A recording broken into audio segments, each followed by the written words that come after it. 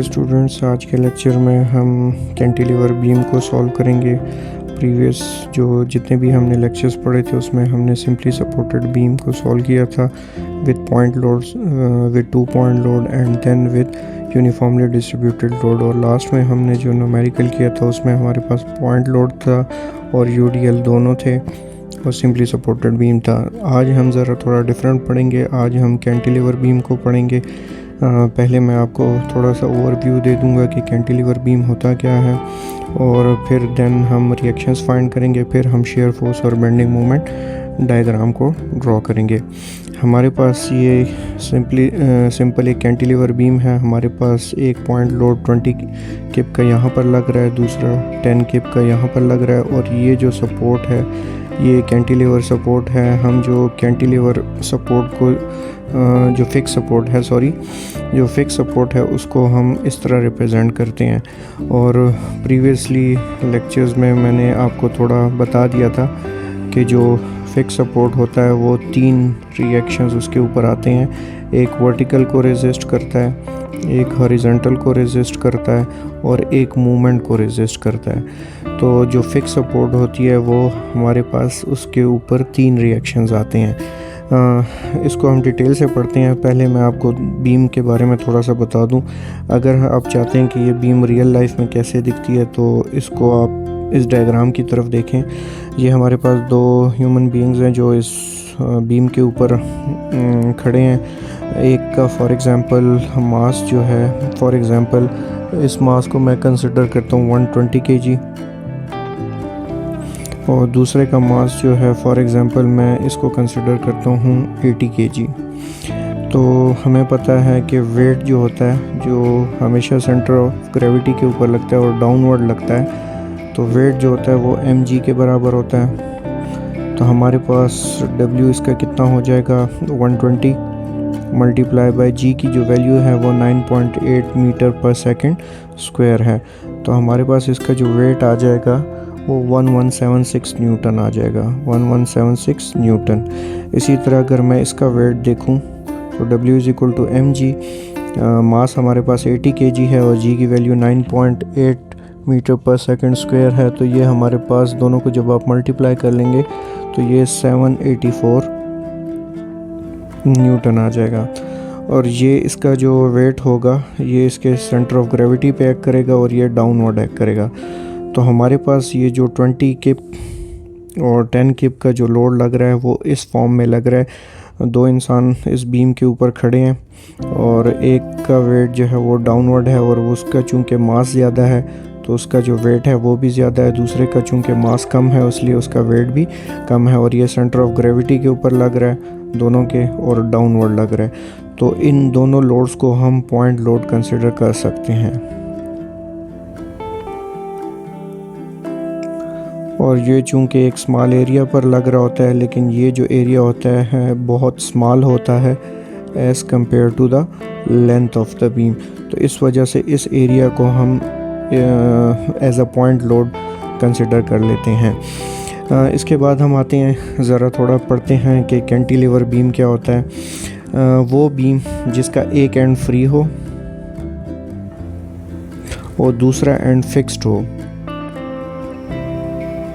ऐसी बीम को हम कैंटिलीवर बीम कहते हैं। Beam that has one end free end the other end is fixed is known as cantilever beam. अब ये कैंटिलीवर बीम जो है वो रियल लाइफ में कैसे दिखाई देता है इसको हम इस डायग्राम की तरफ देख लेते हैं। ये हमारे पास कॉलम है और ये हमारे पास बीम है। अब बीम का ये वाला जो पोर्शन है ये फ्री है और ये वाला पोर्शन जो है फिक्स्ड है। तो ऐसी बीम जिसका एक एंड फ्री हो दूसरा फिक्स्ड हो उसको हम कैंटिलीवर बीम कहते हैं। ये आपका जो स्लैब है,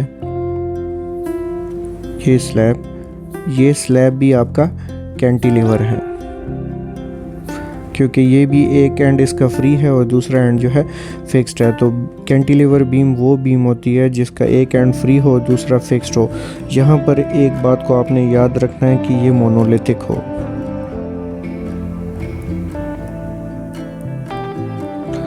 मोनोलिथिक का मतलब ये होता है आरसीसी के अंदर, रीइंफोर्स्ड सीमेंट कंक्रीट के अंदर, कि आपके पास जो इस बीम का रीइंफोर्समेंट है, इस बीम का रीइंफोर्समेंट वो इस कंक्रीट के जो सपोर्ट है, चाहे कॉलम है चाहे कंक्रीट वॉल है, रिटेनिंग वॉल जो भी है, उसमें एम्बेड हो।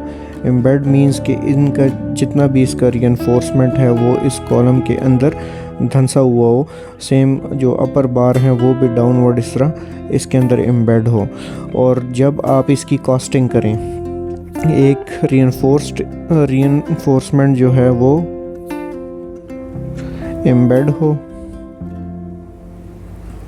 और दूसरा इन दोनों की कॉस्टिंग जो इस बीम की और इस आरसीसी कॉलम की या आरसीसी रिटेनिंग वॉल की कास्टिंग, कंक्रीट कास्टिंग एक ही टाइम पर हो। कास्टिंग एट वन टाइम,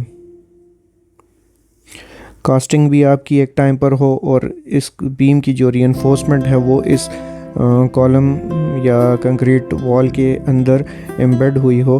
तो ऐसे जॉइंट को हम मोनोलिथिक जॉइंट कहते हैं। ऐसे जॉइंट को हम मोनोलिथिक जॉइंट कहते हैं। इसमें फॉर एग्ज़ाम्पल ये आप यहाँ पर देखें इस रियल टाइम एग्ज़ाम्पल को, कि ये जो बीम है और ये कॉलम, इनकी भराई, कास्टिंग को हम उर्दू में भराई कहते हैं। इनकी भराई मतलब कंक्रीट की भराई जो है एक ही टाइम पर हुई हो, और दूसरा इस बीम की जो रीइंफोर्समेंट है वो इस कॉलम के अंदर एम्बेड हुई हो। तो एक ही टाइम पर जब इनकी भराई भी हुई हो और इनकी रीइंफोर्समेंट आपस में एक दूसरे के अंदर धंसी हुई हो, एम्बेड हुई हो, तो फिर ऐसे जॉइंट को हम मोनोलिथिक जॉइंट कहते हैं। शेयर फोर्स और बेंडिंग मोमेंट डायग्राम को ड्रॉ करने के लिए सबसे पहला काम हमें रिएक्शंस को फाइंड करना होगा। ये हमारे पास फिक्स सपोर्ट है, तो फिक्स सपोर्ट पे हमारे पास एक वर्टिकल रिएक्शन आएगा। फॉर एग्जांपल इस पॉइंट को मैं ए का नाम दे देता हूँ, तो ये हमारे पास आर ए हो जाएगा। सेकेंडली फिक्स सपोर्ट में मैंने आपको बताया था कि दूसरा रिएक्शन जो है वो हॉरिजॉन्टल रिएक्शन होता है एट ए, ये ज़ीरो के बराबर होगा, क्योंकि मैंने आपको प्रीवियस लेक्चर्स में भी बताया था कि बीम जो है, बीम ये हमेशा वर्टिकल लोड लेता है, ये हॉरिजॉन्टल लोड नहीं लेता अगर आप इसको सेपरेट एनालिसिस करते हैं।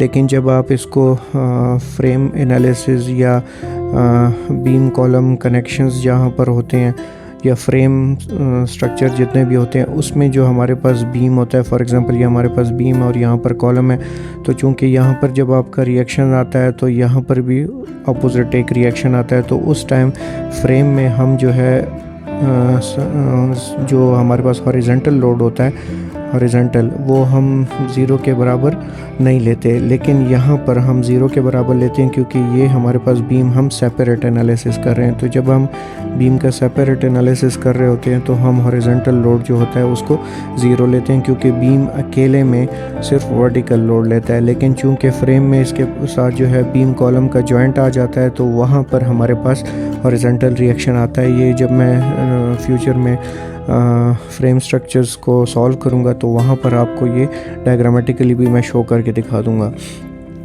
तीसरी चीज़ जो है यहाँ पर मूवमेंट आपके पास ज़ीरो के बराबर नहीं होती, यहाँ पर आपके पास मूवमेंट आएगी। तो फिक्स सपोर्ट वो सपोर्ट होती है जिसके ऊपर आपके पास वर्टिकल रिएक्शन आए, हॉरिजॉन्टल आए और आपके पास मूवमेंट भी आए, तो ऐसी सपोर्ट को हम फिक्स सपोर्ट कहते हैं। पिन सपोर्ट या हिंज सपोर्ट वो सपोर्ट होती है जिसके ऊपर आपके पास, जिस पर आप वर्टिकल रिएक्शन आपका आता है, हॉरिजॉन्टल रिएक्शन आता है और मूवमेंट जो होती है वो इसमें ज़ीरो के बराबर होती है। तो ऐसी सपोर्ट को हम हिंज सपोर्ट कहते हैं। और रोलर सपोर्ट में सिर्फ आपके पास वर्टिकल रिएक्शन आता है, हॉरिजॉन्टल भी ज़ीरो होता है और मूवमेंट भी आपके पास ज़ीरो होती है। तो ऐसी सपोर्ट को हम रोलर सपोर्ट कहते हैं। तो चूँकि यहाँ पर आपके पास मूवमेंट भी है, आपके पास आर ए भी है, और जो एच है हॉरिजॉन्टल रिएक्शन वो आपके पास ज़ीरो के बराबर है, तो वो हम नहीं लेंगे। तो अब हम मूवमेंट को भी फाइंड करेंगे और आर ए को भी फाइंड करेंगे। आर ए को फाइंड करने के लिए हम इक्विलिब्रियम की कंडीशन लगाएंगे, summation of all the vertical forces should be equal to zero. Upward forces को मैं पॉजिटिव लूँगा, डाउनवर्ड फोर्सेस को मैं नेगेटिव लूँगा। तो हमारे पास अब आप देखें यहाँ पर कि 10 किप डाउनवर्ड लग रहा है, ये मैं नेगेटिव लूँगा। 20 किप डाउनवर्ड लग रहा है, ये भी नेगेटिव। और आर ए जो है ये अपवर्ड लग रहा है, तो इसको मैं पॉजिटिव लूँगा। तो आर ए मेरे पास पॉजिटिव होगा क्योंकि ये अपवर्ड लग रहा है। -10 किप हमारे पास डाउनवर्ड लग रहा है, तो इसको मैं नेगेटिव ले लूँगा। 20 किप भी डाउनवर्ड है, तो ये भी नेगेटिव मैं ले लूँगा 20 किप। और बाकी हमारे पास कोई लोड नहीं है, तो इज़ इक्वल टू ज़ीरो ये इक्वेशन वाला मैंने लगाया है। तो हमारे पास आर ए ये -10 किप है, ये इक्वेशन के उस तरफ जाके पॉजिटिव हो जाएगा, और ये 20 किप भी इक्वेशन के उस साइड जाके पॉजिटिव हो जाएगा। तो 10 + 20 किप, और आर ए की जो वैल्यू हमारे पास आ जाएगी वो 30 किप आ जाएगी। इसका मतलब ये है कैंटिलीवर बीम में कि जितना भी लोड आपके पास आपके बीम के ऊपर आ रहा हो, वो सारा के सारा आपका फिक्स सपोर्ट, जो रिजिड सपोर्ट, फिक्स सपोर्ट होता है, वही लेता है। 20 किप 10 किप ये दोनों डाउनवर्ड लग रहे थे, और दोनों का सम जो है 30 किप, और 30 किप जो है सारा के सारा आपका इस सपोर्ट ने उठा लिया, और इसीलिए आपके पास आर ए की वैल्यू 30 किप आ गई। अब आपने क्या करना है, आपने मूवमेंट को फाइंड करना है, मूवमेंट एट पॉइंट ए। क्योंकि यहाँ पर अगर आप देखें, ये आपके पास फिक्स्ड बीम है, तो यहाँ पर आपके पास एक 10 किप है, और यहाँ पर आपके पास 20 किप है। फासला 3 फुट, ये भी 2 फुट। अब ये जो 10 किप है, ये इस बीम को क्लॉकवाइज घुमा रहा है, और ये भी इस बीम को क्लॉकवाइज घुमा रहा है। जब ये दोनों क्लॉकवाइज घुमा रहे हैं, तो आपका ये सपोर्ट जो है ये रेजिस्ट करेगा, क्योंकि फिक्स सपोर्ट है, फिक्स सपोर्ट मूवमेंट को रेजिस्ट करता है, तो ये एंटी क्लॉकवाइज इस को रेजिस्ट करेगा, ताकि आपका बीम क्या हो, स्टेबल में हो, इक्विलिब्रियम में हो, स्टेबल कंडीशन या इक्विलिब्रियम कंडीशन में हो। तो इक्विलिब्रियम के लिए आपको दो ही कंडीशंस हैं, एक summation of all the forces should be equal to zero, और summation of all the movement should be equal to zero. अगर ये दो कंडीशंस आपकी किसी भी बीम के ऊपर सेटिस्फाइड हो रही हैं, तो इट मीन्स कि आपका बीम इक्विलिब्रियम कंडीशन में, और हम भी चाहते हैं कि हमारा बीम इक्विलिब्रियम कंडीशन में हो, कैटास्ट्रॉफिक कंडीशन में ना हो। अब हम क्या करते हैं कि summation of movement at point A should be equal to zero. Clockwise movements जितनी होंगी उसको पॉजिटिव लेंगे, एंटी क्लॉकवाइज जितनी मूवमेंट्स होंगी उसको हम नेगेटिव लेंगे। तो हम यहाँ पर आपने पहले क्या करना है कि यहाँ पर आपने पहले एक मूवमेंट को अज्यूम करना है कि आप, फॉर एग्ज़ाम्पल मैं यहाँ पर एक मूवमेंट को अज्यूम करता हूँ, मूवमेंट को कि क्लॉकवाइज मूवमेंट मेरे पास एम ए पॉइंट पर लग रही है क्लॉकवाइज। तो मेरे पास जो मूवमेंट एट पॉइंट ए यहाँ पर फिक्स सपोर्ट पर, चूँकि ऑलरेडी मैंने अज्यूम कर दिया कि क्लॉकवाइज मूवमेंट लग रही है, और उसकी वैल्यू कितनी है वो अभी हमें पता लग जाएगी। तो हम क्लॉकवाइज को मैंने पॉजिटिव लिया है, तो फिर मैं इसको पॉजिटिव लूँगा। इसके बाद जो है ये 10 किप का जो लोड लग रहा है, ये 2 फुट के फासले पर लग रहा है, और ये पॉइंट जो है हमारा फिक्स्ड है, क्योंकि इस पॉइंट पर हम मूवमेंट्स को फाइंड कर रहे हैं। तो ये इस बीम को क्लॉकवाइज घुमाएगा, इसी तरह 20 किप भी इस बीम को क्लॉकवाइज घुमाएगा। तो ये दोनों जो हमारे पास होंगे ये पॉजिटिव में होंगे। तो मैं इसके साथ लिख सकता हूँ, क्योंकि मूवमेंट जो है वो फोर्स मल्टीप्लाई बाय डिस्टेंस के बराबर है। फोर्स आपका 10 किप हो गया, और डिस्टेंस आपका 2 फीट हो गया। तो 10 मल्टीप्लाई बाय 2 प्लस जो हमारे पास 20 का फासला है वो 5 है, और 20 मल्टीप्लाई बाय 5, और ये क्लॉकवाइज घुमा रहे थे, इज़ इक्वल टू ज़ीरो। अब movement at point A plus 20 kip feet, और यहाँ पर 100 kip feet should be equal to zero. तो हमारे पास जो मूवमेंट एट पॉइंट ए आ रहा है, ये दोनों उस साइड चले जाएंगे। तो जब ये उस साइड चले जाएंगे तो ये -20 -100, तो हमारे पास जो बेंडिंग मूवमेंट आ जाएगी, ये आ जाएगी -120 किप फीट। अब चूँकि हमारे पास ये नेगेटिव साइन आया है, इट मीन्स जो हमने अज्यूम डायरेक्शन, जो हमने पॉजिटिव यहाँ पर जो हमने MA मूवमेंट हमने पॉजिटिव ली थी, इस डायरेक्शन को हमें चेंज करना पड़ेगा क्योंकि हमारे पास यहाँ पर मूवमेंट नेगेटिव आ गई और नेगेटिव का मतलब ये होता है एंटी क्लॉकवाइज मूवमेंट। तो फिर मैं क्या करूँगा, ये जो डायरेक्शन हमने अज्यूम की थी इस डायरेक्शन को मैं चेंज करके एंटी क्लॉकवाइज कर दूँगा क्योंकि मूवमेंट एट पॉइंट A हमारे पास -120 और नेगेटिव जो बेंडिंग मोमेंट है उसको हमने एंटी क्लॉकवाइज लिया था। तो मूवमेंट एट पॉइंट A हमारे पास 120 के फीट आ गया। अब हम इस बीम का शेयर फोर्स और बेंडिंग मोमेंट डायग्राम को ड्रॉ करते हैं क्योंकि हमारे पास एक ही सपोर्ट थी, फिक्स सपोर्ट, और फिक्स सपोर्ट के ऊपर हमारे पास RA 30 किप आ गया और मूवमेंट हमारे पास 120 किप आ गया। अक्सर स्टूडेंट्स ये क्वेश्चन करते हैं कि ये मोमेंट यहाँ पर आपने साइन को क्यों चेंज किया। एक्चुअली हमारे पास ये फिक्स सपोर्ट थी और फिक्स सपोर्ट जो होता है वो हमेशा मूवमेंट रेजिस्ट करता है। जब भी कोई सपोर्ट जो है वो रेजिस्ट करे मूवमेंट को या वर्टिकल रिएक्शन को या फिर हॉरिजॉन्टल रिएक्शन को, तो वहाँ आपके पास कोई वैल्यू आएगी। वो वैल्यू डिपेंड करता है कि इन फोर्सेस की डायरेक्शन क्या है। क्योंकि ये फोर्सेस क्लॉकवाइज मोमेंट्स को प्रोड्यूस कर रहे थे तो ये जो सपोर्ट होता है वो हमेशा रेजिस्टेंस शो करता है, रेजिस्टेंस अगेंस्ट द लोड। तो ये क्लॉकवाइज मूवमेंट्स प्रोड्यूस कर रहे थे, ये दोनों क्लॉकवाइज। तो यहाँ पर ऑटोमेटिकली ये एंटी क्लॉकवाइज मूवमेंट रेजिस्ट करेगा। क्यों? क्योंकि इसने इन दो जो फोर्सेस की वजह से जो मूवमेंट्स आ रही थी उनको रेजिस्ट करना था। तो इसलिए, लेकिन हमने क्या किया कि हमने अज्यूम पहले किया कि ये क्लॉकवाइज यहाँ पर मूवमेंट जो लग रही है वो क्लॉकवाइज लग रही है ताकि हमारे पास ये पॉजिटिव साइन हम लगा सके। तो हमने यहाँ पर MA की जगह पॉजिटिव साइन लगा लिया। फिर हमने 10 × 2 + 20 × 5। अब चूँकि हमारे पास मूवमेंट का एंड में जो रिज़ल्ट आया वो नेगेटिव आया है, इट मीन्स दैट जो हमने ये अज्यूम की थी कि क्लॉकवाइज डायरेक्शन है वो एक्चुअली हमें रिज़ल्ट ये मूवमेंट की इक्वेशन से ही पता लगी कि ये एंटी क्लॉकवाइज है। तो हमने क्या किया, इस क्लॉकवाइज को फिर दोबारा एंटी क्लॉकवाइज कर दिया। इस वजह से मैंने यहाँ पर साइन को चेंज किया है। तो अब हम शेयर फोर्स और बेंडिंग मोमेंट डायग्राम को ड्रॉ करते हैं। हमारे पास ये A पॉइंट था, RA की वैल्यू जो थी वो हमारे पास 30 किप थी और जो मूवमेंट थी हमारे पास वो एंटी क्लॉकवाइज थी।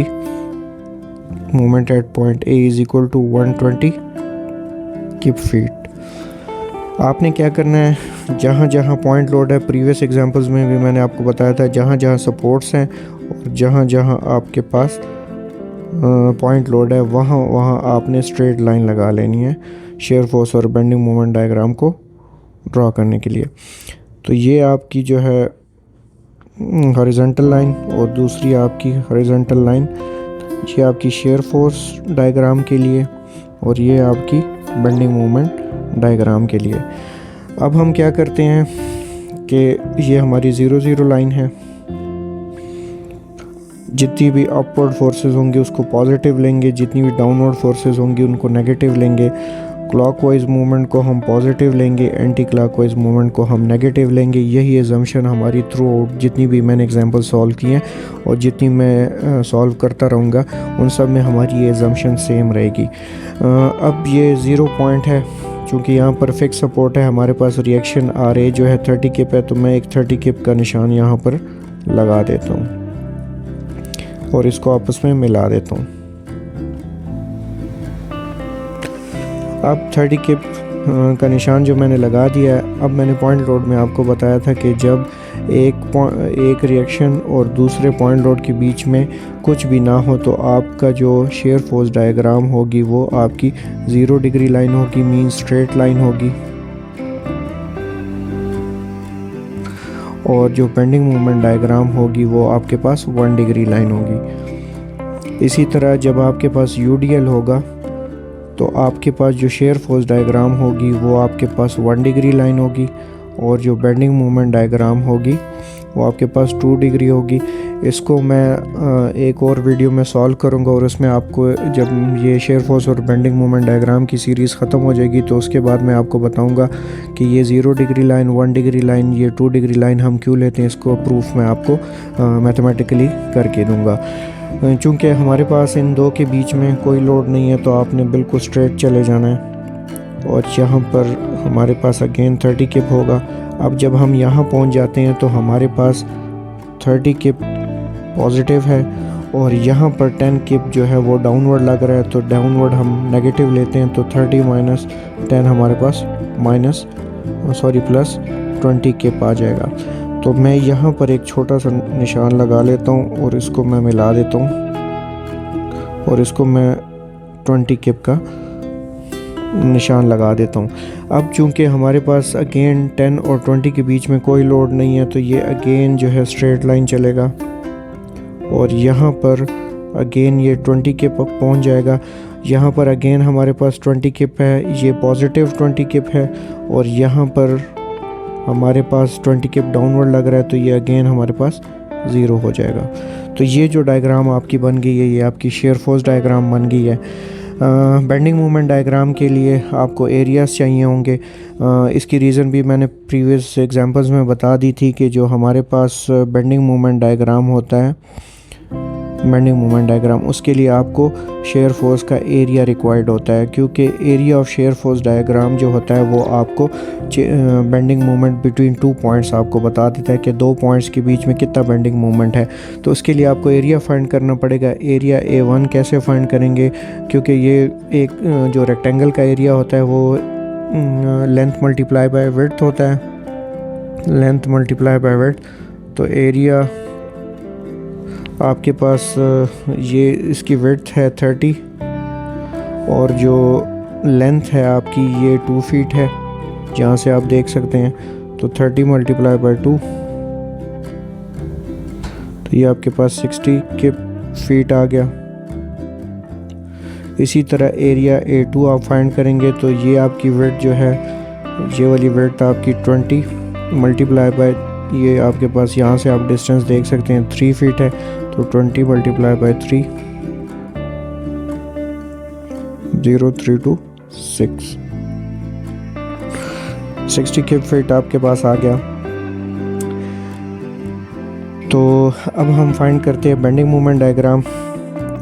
अब जो ए पॉइंट, यहाँ पर आपके पास ऑलरेडी मूवमेंट है और आपके पास कितनी मूवमेंट है, ये आपके पास है 120 किप फीट और ये एंटी क्लॉकवाइज है। तो आपने क्या करना है, यहाँ पर एक पॉइंट लगा देना है 120 किप फीट का और इसको आपने मिला देना है। क्योंकि ये एंटी क्लॉकवाइज है तो इस वजह से एंटी क्लॉकवाइज नेगेटिव साइड पर हम ले रहे हैं। तो ये मूवमेंट ऑलरेडी हमारे पास यहाँ पर मूवमेंट थी इस वजह से, क्योंकि अगर ये फिक्स सपोर्ट ना होती, ये आपके पास रोलर सपोर्ट होती या आपके पास हिंज सपोर्ट यहाँ पर होती, तो यहाँ पर आपके पास मूवमेंट चूँकि ज़ीरो होती है, यहाँ पर भी मूवमेंट, तो आपकी जो लाइन होती है ये ज़ीरो से ही स्टार्ट होती। चूँकि हमारे पास ये फिक्स सपोर्ट है, फिक्स सपोर्ट मूवमेंट को रेजिस्ट करता है, तो इस वजह से हमारे पास मूवमेंट की एक वैल्यू आई है, तो हमने वहाँ से शुरू करना है। अब हमारे पास मूवमेंट एट पॉइंट, इसको मैं बी का नाम दे देता हूँ और इसको मैं सी का नाम दे देता हूँ। तो मूवमेंट एट पॉइंट बी कितना हो जाएगा आपके पास, movement at point B movement at point A plus area A1। तो मूवमेंट एट पॉइंट ए आपके पास -120 है, क्योंकि एंटी क्लॉकवाइज है इसलिए मैंने नेगेटिव लिया, प्लस आपके पास एरिया A1 पॉजिटिव साइड में ये 60 किप है, तो ये आपके पास -60 आ जाएगा। अब ये 120 है, 120 से नीचे आपने यहाँ पर थोड़ा सा नज़दीक आपने 60 किप का फीट का निशान लगा लेना है। तो 60 किप फीट। अब आपको मैंने बता दिया था कि बेंडिंग मोमेंट डायग्राम आपकी 1 डिग्री होगी। जब आपका पॉइंट लोड होगा तो 1 डिग्री के लिए आपको बिल्कुल यूँ मिला देना है इसको, ये आपका 1 डिग्री लाइन हो गया। फिर आपने movement at point C find करना है, तो मूवमेंट एट पॉइंट सी के लिए movement at point B plus area A1, क्योंकि आपके पास यहाँ पर माइनस साइड पे है तो ये -60 किप है फीट है, और एरिया A2, क्योंकि एरिया A1 तो हम यूज़ कर चुके हैं, तो एरिया A2 हमारे पास पॉजिटिव है तो ये +60 के फिट हो जाएगा, तो दोनों से हमारे पास 0 आ जाएगा। तो अगेन आपने इस लाइन को 0 के साथ मिला देना है। तो ये आपके पास जो डायग्राम आई है ये आपकी बेंडिंग मोमेंट डायग्राम आई है। It means that cantilever beam में शेयर फोर्स कहाँ मैक्सिमम होता है, सपोर्ट के ऊपर, और बेंडिंग मोमेंट कहाँ पर मैक्सिमम होता है, वो भी सपोर्ट के ऊपर। तो आपका ये एमसीक्यूज़ बन सकता है केपी पब्लिक सर्विस कमीशन में कि आपका शेयर फोर्स और बेंडिंग मोमेंट फिक्स सपोर्ट पे कहाँ पर मैक्सिमम होता है, तो वो फिक्स सपोर्ट के ऊपर होता है। अगर आपको इस तरह के एक स्मॉल बीम दे दिया जाए, एक पॉइंट लोड दे दिया जाए और उसका शेयर फोर्स और बेंडिंग मोमेंट डायग्राम आपको ड्रा करनी पड़ जाए, तो वो आप इजीली अब बना सकते हैं। यहाँ पर ये एक और डायग्राम मैंने यहाँ पर पेस्ट की थी। उसकी रीज़न ये थी कि हम जब हमारे पास एक सिंपली सपोर्टेड बीम होता है, उसके ऊपर लोड आता है, तो जब ये बीम बेंड होती है तो आपके पास जो है टेंशन जोन नीचे होता है, कंप्रेशन जोन नीचे होता है। तो सिंपली सपोर्टेड बीम में हम रीइंफोर्समेंट अक्सर जो है क्योंकि टेंशन जोन हमारे पास नीचे है, तो रीइंफोर्समेंट हम बॉटम में रखते हैं। और जो कैंटिलीवर बीम होता है, ये फॉर एग्ज़ाम्पल कैंटिलीवर बीम है, ये जब बेंड होगा ये इस तरह बेंड होगा। जब ये इस तरह बेंड होगा तो ऊपर आपका टेंशन होगा, नीचे आपका कंप्रेशन होगा। इस वजह से हम कैंटिलीवर बीम में जो रीइंफोर्समेंट है वो हम टॉप पोर्शन में देते हैं ज़्यादा, क्योंकि जो हमारे पास टेंशन जोन होता है वो टॉप पे होता है और कंप्रेशन जोन हमारे पास बॉटम पे होता है। तो आप इस डायग्राम में देख सकते हैं कि जो आपका मोस्ट स्टील है वो आपका टॉप पोर्शन में है, और बॉटम में भी हम रीइंफोर्समेंट प्रोवाइड करते हैं, वो इन स्टिरप्स के लिए प्रोवाइड करते हैं ताकि इनको होल्ड कर सकें। एक और बात ये है कि हमारे पास शेयर मैक्सिमम जो है वो सपोर्ट के ऊपर होता है। तो जब हमारे पास सपोर्ट के ऊपर होगा शेयर मैक्सिमम, तो यहाँ पर जो हमारे पास स्टिरप्स होगी उसकी स्पेसिंग कम होगी, और जैसे जैसे हम सपोर्ट से दूर जाते जाएंगे हमारे स्पेसिंग का फासला ज़्यादा होता जाएगा। इसीलिए जो बेंडिंग मोमेंट है वो मैक्सिमम हमारे पास फिक्स सपोर्ट के ऊपर है। तो यहाँ पर जो है आपके रीइंफोर्समेंट जो होगा वो ज़्यादा होगा। जैसे जैसे आप फ्री हैंड की तरफ जाएंगे आपका रीइंफोर्समेंट कम होना शुरू हो जाएगा। थर्ड जो बात मोनोलिथिक की मैंने की थी वो ये थी कि आपने देखा है कि ये जो रीइंफोर्समेंट है ये इस कॉलम में से पास हो रही है, और दूसरा ये था कि जब ये रीइंफोर्समेंट यहाँ से पास होगी तो इसकी जो कास्टिंग करेंगे हम, शटरिंग जब इसके साथ लगाएंगे, तो ये कॉलम और ये जो कैंटिलीवर बीम है इसकी कास्टिंग एक ही टाइम पर होगी। तो ऐसी बीम या कनेक्शन जिसकी कास्टिंग एक ही टाइम पर हो, तो ऐसे कनेक्शंस को हम मोनोलिथिक कनेक्शन कहते हैं।